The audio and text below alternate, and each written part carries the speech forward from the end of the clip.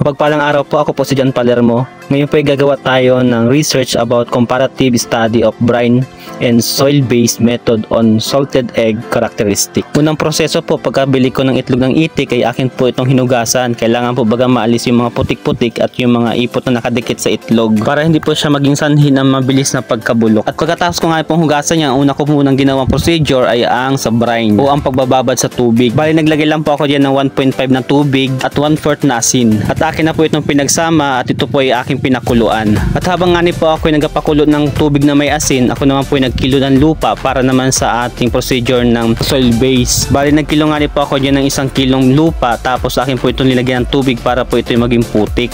Doon po sa 1 kilong lupa, naglagay naman po ako ng kalahating kilong asin. At pagkatapos ko na din nga po itong kiluhin, ito ay aking hinalo na rin po sa putik.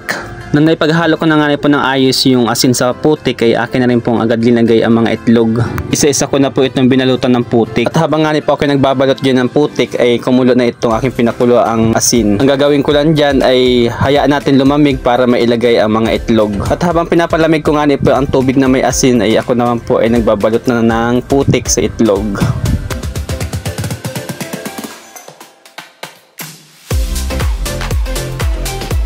At nang lumamig na nga po ang tubig na may asin, ay akin na po itong linagay sa isang lagayan na pwedeng pag-istakan.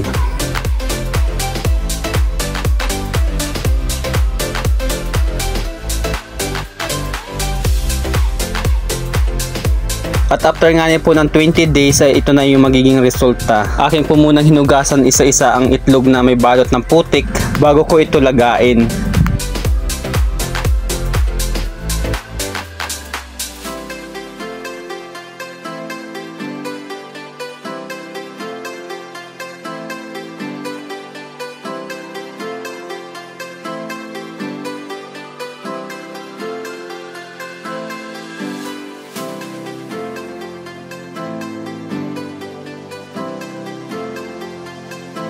After 45 minutes nga po ng aking paglalagay, ito yung aking inahon na. Dahil nasubukan ko po na buksan ng isang piraso, ito ay luto na.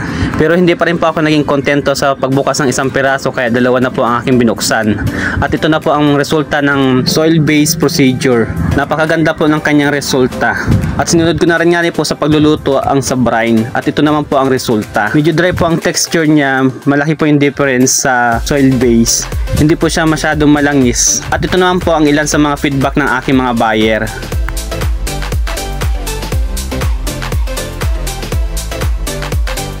Halos lahat po ng bumili sa akin, ang mas nagustuhan po nila ay gawa sa putik. So yun lang po at maraming salamat.